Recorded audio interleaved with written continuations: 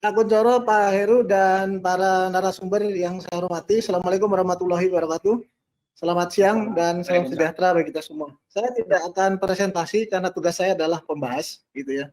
Pada prinsipnya, sebenarnya terima kasih kepada narasumber yang dapat memperjelas kepada kami, para pengelola rumah sakit, dalam hal pengadaan barang dan jasa dalam kondisi darurat ini.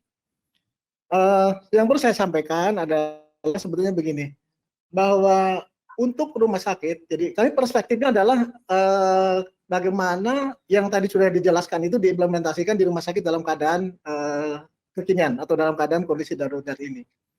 Sebetulnya kalau saya sudah merhatikan pembicaraan tadi, kalau dari sisi regulasi terhadap pengelolaan BLU yang terutama ini rumah sakit yang BLU sebetulnya sudah memadai saya pikir secara regulasi ya, karena sebetulnya prinsip ketergesaan itu di dalam pengelolaan BLU hari-hari sebetulnya ada dan kita sudah sering lakukan begitu. Salah satu contohnya misalnya apabila dalam di kamar operasi ada bor yang rusak pada saat pelaksanaan, itu tidak mungkin kita melaksanakan dengan mekanisme pengadaan seperti biasa, misalnya seperti itu. Hanya bedanya dalam kondisi gawat darurat seperti ini, itu permintaan yang mendesak tadi, yang skala besar dalam waktu yang singkat, itu yang menimbulkan masalah. Jadi apa yang harus kita lakukan? Jadi memang pertama, saya pikir dalam konteks PLU, yang kebetulan sebetulnya Rumah Sakit Karyadi itu diuntungkan dalam tanda petik, ini pengelolaannya sudah 93% itu sudah BLU, sehingga betul-betul fleksibilitas penggunaan keuangan itu bisa dijalankan baik. Gitu. Nah, yang pertama adalah misalnya BLU atau pemimpin BLU atau dalam hal kalau menjadi KPK yang memang betul-betul harus mengetahui atau menguasai tentang sistem pengadaan barang dan jasa, di mana bentuk BLU itu kan yang dikecualikan, tetapi sebetulnya prinsip-prinsip pengadaan barang dan jasa itu tetap berlaku seperti tadi yang dijelaskan oleh Pak Yulianto, dan upaya terbaik untuk mencapai tujuan yang efektif itu tetap dipegang, efektivitas, transparansi dan akuntabilitas. Sehingga sebetulnya selain KPA, KPA itu harus menguasai sistem pengadaan barang dan khususnya diadakan di BLU, kita harus membuat suatu SPO pengadaan barang dan jasa di BLU tersebut. Yang kedua, bahwa dalam melaksanakan aspek transparansi dan akuntabilitas, dalam perencanaan sampai dengan menentukan pemenang sekalipun, itu selalu dilaksanakan dalam suatu forum. Kami membentuk suatu forum namanya forum ULP. ULP itu seminggu 2 kali, jadi ini tidak hanya dalam keadaan gawat ada tiap hari kita dalam BLU itu selalu seminggu 2 kali itu membahas tentang pengadaan barang dan jasa, di mana dibagi hari Jumat itu tentang konstruksi, kalau Selasa tentang pengadaan jasa yang lain. Nah, khusus dalam ada COVID itu maka kita bisa lebih bahkan lebih tiap hari karena kebutuhannya berubah selalu tiap hari. Di situ kita melakukan merubah perencanaan, kemudian termasuk perhitungan kebutuhan. Tadi disinggung Pak Heru tentang APD klasifikasi HDD. Ini perlu digarisbawahi memang KTN ini khususnya di dalam misalnya pendekatan tadi yang sudah value for money, kemudian aspek akuntabilitas dan transparansi, itu hati-hati di dalam menghitung kebutuhan perencanaan. Karena sekarang ini kondisi di lapangan banyaknya yang mengatur tentang penggunaan APD, misalnya di mana saja, walaupun di Permenkes sudah ada, WHO sudah ada, ini banyak perhimpunan juga mengatur, bahkan kepercayaan keyakinan para profesional juga yang berbeda-beda, sehingga tidak jarang kita itu melihat para tenaga kesehatan yang jalan-jalan menggunakan APD lengkap. Yang mau tidak mau ini akan merubah suatu perencanaan atau pembiayaan rumah sakit yang di luar perhitungan. Nah, sehingga ini diperlukan kepiawaian para pemimpinan BLU dalam menyusun perencanaan. Saya khawatirnya nanti pada saat selesai COVID ini, maka diaudit apakah benar perencanaan ini nanti dibandingkan dengan standar penggunaan APD, maka itu tidak match. Sehingga nanti dipermasalahkan dalam perencanaan dan lain-lain. Jadi saya setuju dengan Pak Heru, itu nanti kita harus betul-betul dalam menghitungkan kebutuhan itu berapa saja. Contohnya misalnya, sekarang sudah ada kebutuhan di mana saja menggunakan masker medical itu.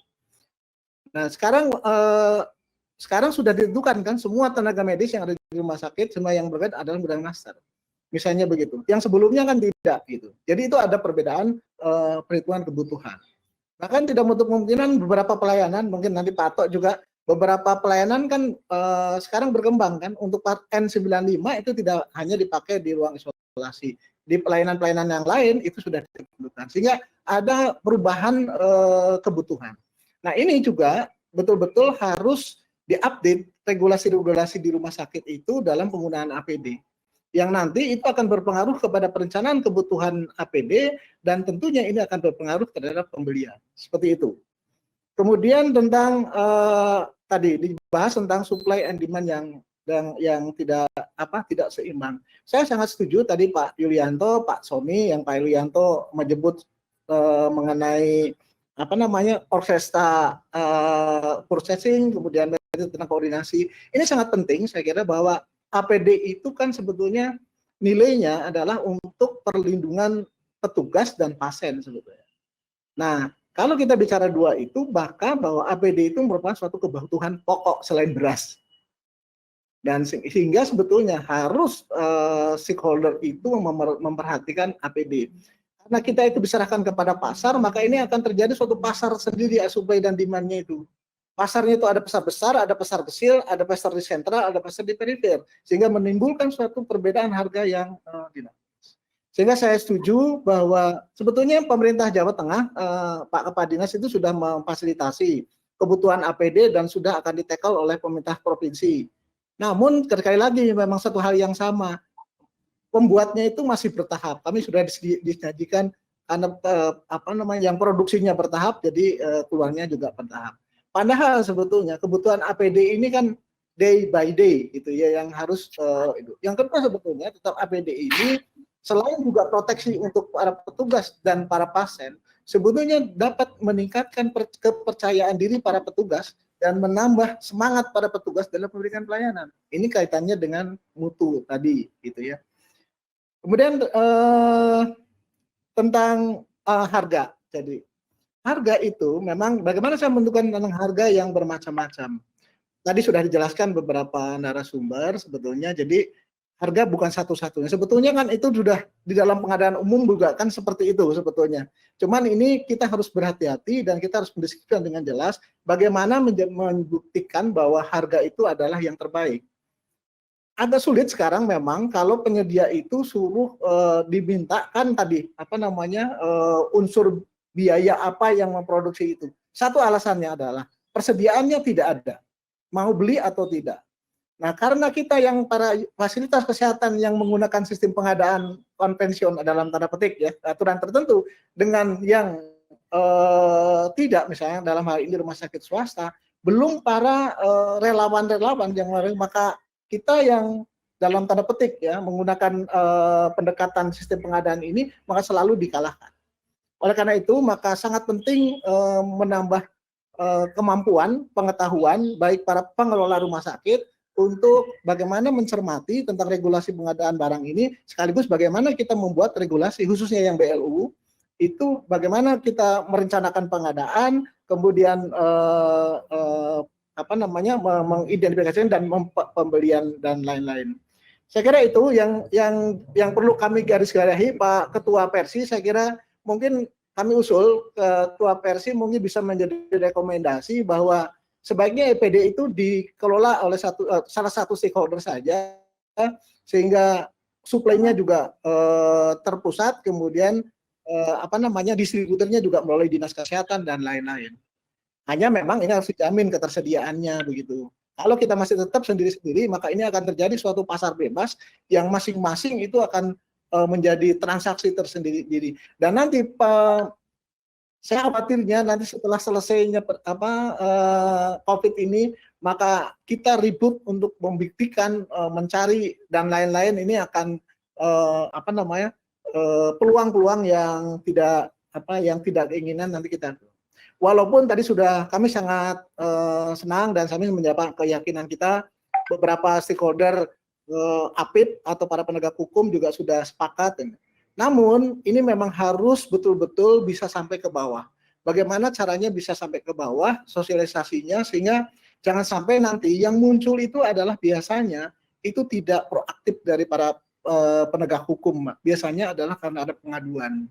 Nah, kalau sudah ada pengaduan, bisa dengan persaingan bisnis yang seperti ini, kalau ada pengaduan, maka para penegak hukum itu akan menindaklanjuti, dan akhirnya kita harus membuktikan bahwa tidak ada niat jahat di antara kita. Itu sangat menyakitkan dan sangat berat untuk para petugas kesehatan, khususnya para pengelola rumah sakit. Mudah-mudahan dengan pencerahan dari para narasumber ini dan beberapa dari Pak Ato, dari Pak Kepala Dinas, saya kira ini menjadi bekal dari para pengelola rumah sakit untuk melaksanakan pengadaan barang dan jasa. Di sisi lain, Pak, untuk khusus pengadaan yang non alat medis, misalnya atau APD, itu di dalam konstruksi dalam tanda petik. Ya. Misalnya kami ini kan diwajibkan untuk memperluas pelayanan dan lain-lain. Pada saat kita memperluas ICU, perlu renovasi bangunan, perlu isolasi dan lain-lain. Ini kami agak kesulitan mencari vendor. Karena pada ketakutan dan lain-lain, ada yang mau pegawainya pada lari. Nah, ini yang kesulitan-kesulitan di lapangan tadi kasusnya. Jadi bukan dari metode pengadaannya, tetapi memang ketersediaan di lapangan, baik tenaga kerja, bahan, dan lain-lain. Saya kira itu Pak Heru yang bisa saya sampaikan, kurang lebihnya mohon maaf. Assalamualaikum warahmatullahi wabarakatuh. Waalaikumsalam warahmatullahi wabarakatuh. Terima kasih Pak Agus telah menyampaikan pokok-pokok bahasanya.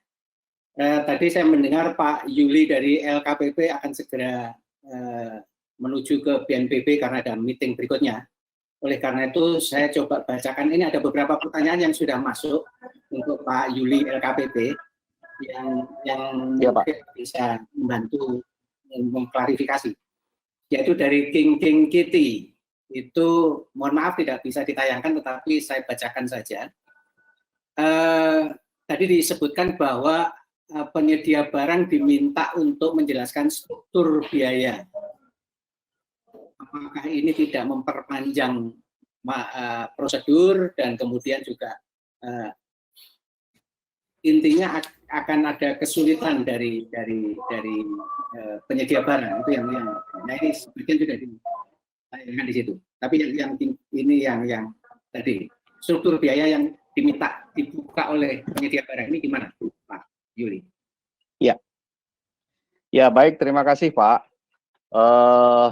Sebelum saya jawab, saya kira ada beberapa poin yang bisa saya catat dan mudah-mudahan bisa saya eskalasi lah, saya bawa ke tingkat pimpinan, bahkan ke BNPB pusat nanti.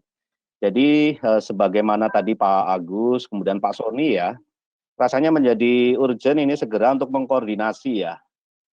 Jadi terkoordinir lah, setidaknya dari sisi kebutuhan itu.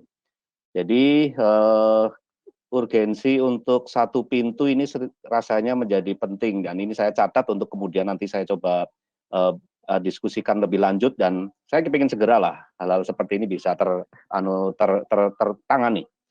Jadi terkoordinasi tadi, jadi tidak liar, semuanya minta yang urgent yang mana kita juga tidak tahu.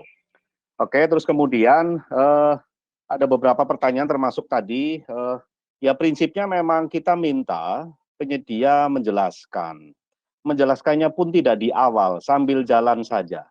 Mudah-mudahan tidak.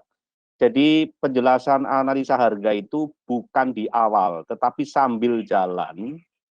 Sambil jalan ini maksudnya nanti pada waktu di audit sudah siap setidaknya. Begitu kurang lebih.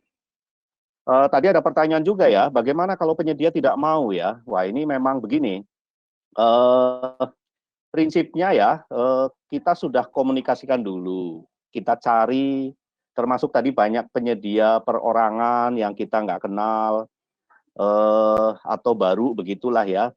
Prinsipnya adalah lagi-lagi kita upayakan dulu cari penyedia-penyedia yang memang tanda kutip sudah kita kenal kredibilitasnya. Termasuk penyedia yang katakanlah produsen pabrikan yang rantai pasok terpendeknya. Kalau kemudian mereka tidak bisa, ya dicatatlah ketidakbisaan itu, didokumentasikan maksud saya. Jadi ini bagian dari kita sudah membuktikan kita sudah punya upaya-upaya itu. Kalau katakanlah kita ketemu penyedia perorangan yang kita juga nggak kenal, kita punya cara-cara juga Sudahlah, minta dulu itu kirim barang, minta misalnya bayarnya nanti belakangan, dikirim dulu barangnya. Jadi hari ini di BNPB pun ada beberapa yang penyedia sudah mengirim, belum kita bayar. Artinya barang itu sudah kita kuasai, tanda kutip begitu ya, sehingga tinggal kita proses periksa, kemudian kita bayar. Jadi ada mitigasi risikonya kurang lebih seperti itu. Jadi hal-hal itu yang penting, upaya-upaya untuk menjawab efektivitas, menjawab akuntabilitas dan transparan dilakukan dulu saja. Kalaupun toh nanti nggak bisa, ya baru nanti kita akan, kemarin statementnya Pak Kepala sih intinya, ya penyedia itu prinsipnya kita akan kejar ya. Kalaupun perorangan kan punya alamat ya, punya rumah, punya kantor, setidaknya yang bisa nanti kita samperin lah, atau nanti APH aparat auditor juga bisa nanti lacak ketemu ke sana. Jadi intinya langkah-langkah itu upaya-upaya untuk mencari kecepatan, karena kecepatan mengambil keputusan itu penting. Jadi kemudian ada beberapa yang kelihatannya ini ada pertanyaan begini juga ya, dan saya tadi tangkap dari apa yang disampaikan oleh Pak Yulianto, ini namanya sama kebetulan Pak Yulianto Prabowo. Jadi kebutuhan, demand itu sepertinya juga kita belum bisa predik ini sampai kapan ya kira-kira. Jadi rasanya kebutuhan untuk mengantisipasi, jadi ini tidak sekedar penanganan ya, untuk mengantisipasi rasanya bisa dipertimbangkan untuk Bapak ambil. Jadi saya kutip penjelasannya Pak Presiden, Pak Jokowi. Jadi kalau Ibu Bapak tahu, kita sudah bangun rumah sakit di Galang, itu hampir habis 1 triliun di sana. Beliau menjelaskan begini, saya berharap rumah sakit itu tidak jadi kepakai. Saya berharap rumah sakit Galang tidak jadi dipakai. Jadi intinya itu untuk mengantisipasi kalau ada lonjakan. Nah, antisipasi ini perlu Bapak Ibu, kalau ada yang seperti ini ya, tuangkan di dalam katakanlah KAK atau identifikasi kebutuhan dan segala macamnya. Jadi prinsipnya ini untuk antisipasi, yang kalau nggak ada yang nginep di sana juga nggak apa-apa. Tapi toh prinsipnya itu tetap bisa dipakai untuk keperluan katakanlah yang lain. Jadi identifikasi kebutuhan pada saat kondisi yang kita tidak tahu ini sampai kapan, itu juga memang menjadi satu catatan tersendiri juga. Di luar APD segala macam sekarang juga berkembang kebutuhan-kebutuhan seperti ruang isolasi sebagaimana tadi disampaikan oleh Pak Agus ya. Kami juga dengar kemarin contohnya ada RSPI mau coba merenovasi salah satu ruang lah begitu, ruang isolasi. Ternyata konon tidak ada kontraktor yang mau Pak ngerjain di situ. Nah ini juga lagi-lagi kendalanya memang ada di supply lah begitu kurang lebih. Saya sih mengusulkan ya sudahlah, coba nanti kita libatkan tentara di sana, ada ZENI yang memang nangani konstruksi seperti di Galang, salah satunya juga sebenarnya TNI ikut bangun di sana. Untuk ruang-ruang isolasi yang kontraktor sipil tidak bersedia ke situ atau karena sesuatu hal ya bisa nanti dibantu oleh teman-teman TNI. Atau ada beberapa juga penyedia yang kemarin kontraktor menawarkan harga yang berbeda. Menurut saya itu rasional juga. Seperti tukang-tukang yang resikonya juga tinggi. Tukang yang kerjanya di langit-langit gedung tinggi atau di bawah laut tentu dibayar mahal. Berbeda dengan tukang-tukang yang normal di daratan dan segala macam. Rasanya tukang kalaupun kondisi karena di RSPI misalnya, yaitu bisa kita pertimbangkan memang harganya bisa berbeda. Ibu dan Bapak, mungkin nanti banyak pertanyaan yang muncul dan saya belum sempat jawab. Ibu dan Bapak nanti bisa menghubungi rekan-rekan kami, jadi Bapak buka website LKPP, Di situ nanti ada narahubung, staf pejabat kami yang nanti siap setiap saat ditelepon saja, begitu ya, kalau Bapak Ibu ada kesulitan di lapangan. Kalau boleh saya catat sebetulnya, rasanya sih terkait dengan proses pengadaan, ya rasanya sih sudah banyak fleksibilitas. Tantangan kita yang paling utama sebetulnya ada di supply, di sisi produksi lah. Yang kedua, saya kira tadi bagaimana kita mengorganisir atau mengkoordinasi pembelian-pembelian yang ini semua Pemda, kementerian sedang refocusing yang semuanya punya uang tapi belinya serentak, barangnya nggak ada, ya jadi repot. Jadi saya kira memang nanti kami akan coba eskalasi hal-hal seperti ini ke tingkat pusat, termasuk kepimpinan kami, sehingga bisa lebih tidak sporadis atau tidak liar lah barangkali, ujung-ujungnya memang ini lagi-lagi untuk menyelamatkan kita semua.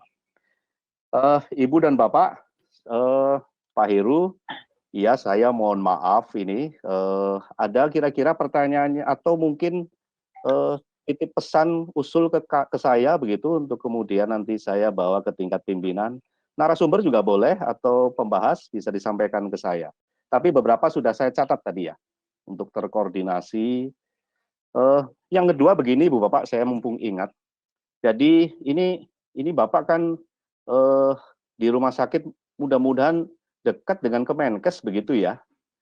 Ini kami ingin segera Kemenkes apa istilahnya ya, menginformasikanlah secara masif sedemikian rupa sehingga publik kita tahu produk bahan baku yang seperti apa yang kira-kira memang menjawab kebutuhan.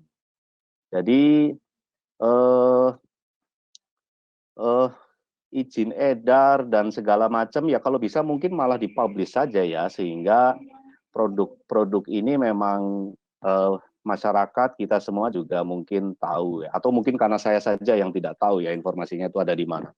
Tapi nanti kami akan dorong Kemenkes untuk tentu melalui gugus Satgas Pusat ya, agar segera barangkali aktif lah menyampaikan informasi-informasi yang sehingga di lapangan publik masyarakat juga jelas, oh bahan baku yang seperti ini atau produk yang seperti ini yang kelihatannya memenuhi standar dan seterusnya. Oh yang ini KW2 yang bisa untuk tenaga pendukungnya saja, bukan tim dokter yang di gugus depan.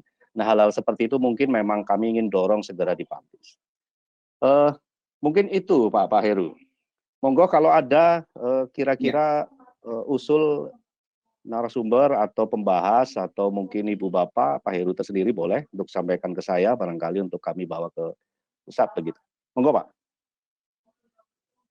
Ya, terima kasih Pak Yuli. Sebelum Bapak menuju ke BNPB yang tadi seperti yang saya sampaikan, pembelian yang terkoordinasi atau coordinated purchasing antar Pemda ini juga tentu pertanggungjawaban keuangannya memerlukan petunjuk-petunjuk yang pertama. Yang kedua, memang betul beredar leveling APD yang macam-macam. Ada yang membagi 6 level, ada yang membagi 3 level gitu ya. Nah, itu tentu harus yang mana sih? Apa yang 6 level itu atau yang 3 level itu gitu ya. Iya. Apa ini kok? Itu yang barangkali kami berikan kesempatan pada narasumber atau pembahas sebelum Pak Yuli LKPP menuju ke BNPB. Monggo Pak. Agus. Ya monggo Pak Agus. Ya, saya kira kalau dari kami sih cukup, karena selama ini pun kalau ada kesulitan komunikasi dengan LKPP juga sangat lancar dan selalu direspon dengan baik. Saya kira tidak masalah. Ya, mungkin saya titip yang itu satu saja, segera untuk mengkoordinir tentang kebutuhan APD dan mensuplainya juga dalam melalui satu pira, karena mereka yang tahu, kayak Pak Yuli itu tahu tuh kebutuhannya APD berapa, mesti saya kira tahu, dan hanya memang suplainya saja yang kita tidak bisa menerima. Dan tentunya juga mungkin karena sekarang ini kan kondisi pemerintah daerah bahkan rumah sakit pun juga untuk merencanakan mengadakan sendiri-sendiri. Nah itu justru fungsi koordinasi harus baik, karena jangan sampai nanti pusat mengadakan sekian, ternyata daerah juga sudah pesan. Yang nanti ujung-ujungnya di produsennya ternyata itu juga. Iya, betul. Tersendiri. Ya. Saya kira itu saja Pak Heru. Ya. Oke, Ya, Pak terima Heru. kasih, Pak Agus. Yang lain? Kalau masih Ya. ada pertanyaan-pertanyaan Yang lain ada? tertulis mungkin nanti bisa dikirim ke kami ya. Oh, gitu aja. Her, Ya, dikompilasi, baik, Her. Ya, nanti kita kompilasi. Baik, ini waktu juga berkerjaan terus. Saya minta izin Pak Ketua Umum Persi, apakah kita sudahi sekian atau kita buka beberapa menit? Saya kira sudah dulu. Jadi pertanyaan yang tertulis ini kalau bisa diinventarisasi dengan baik, kita bagi terus kita jawab gitu. Karena ada alamatnya semuanya. Ya. Dan event ini terekam dengan baik. Insya Allah ya. Baik, kalau begitu pada sesi ini saya mengucapkan terima kasih kepada para narasumber, kepada para pembahas, terutama teman-teman yang mengikuti baik webinar ini ternyata penuh 500 peserta ikut webinar, masih ditambah dengan mengikuti live streaming, dan itu luar biasa sekali. Ini menunjukkan atensi teman-teman di market lebih dari 1000 ya. Ya, jadi itu yang luar biasa. Sebagai penutup, kami persilahkan Ketua Umum Persi untuk memberikan kata closing remark-nya. Kami persilahkan. Bapak Ibu sekalian, narasumber dan semua saja yang mengikuti event ini, setelah saya mengamati seperti ini, rasanya masih diperlukan lagi semacam ini, tetapi sifatnya lebih applicable, lebih refresh pada teman-teman yang di lapangan. Gitu. Karena apa? Belanja ini ada juga bantuan. Selain belanja ini, juga ada bantuan. Gimana sih ngitungnya? Supaya klaim kita itu tidak berkurang nilainya. Berkurang nilainya. Karena bantuan, pengadaan sendiri, atau apapun, itu harus tertulis dengan bagus, terfiling dengan baik, semua gerakannya itu terekam dengan baik. Itu intinya. Jadi, saya mohon nih Pak Heru dan kawan-kawan yang hadir di sini tentu saja, please kita create lagi satu event lagi, atau semacam workshop tetapi free, tetapi berseri. Misalnya apa saja, dipotong-potong, supaya menjadi pegangan atau merefresh sekali lagi, karena masalahnya adalah masalah berubahnya cepat banget gitu. Berubahnya cepat banget. Agar kawan-kawan itu lebih dapat memahaminya, meskipun dalam hal ini LKPP tentu saja terima kasih telah membuka pintu konsultasinya dengan baik. All bagus, terima kasih. Mudah-mudahan ini ada berkah dari Allah untuk kita semuanya, untuk Rumah Sakit di Indonesia, untuk Bapak Ibu sekalian selaku narasumber dan pembahas. Wassalamualaikum warahmatullahi wabarakatuh. Waalaikumsalam warahmatullahi wabarakatuh. Waalaikumsalam. Terima kasih semuanya. Terima kasih. Ya.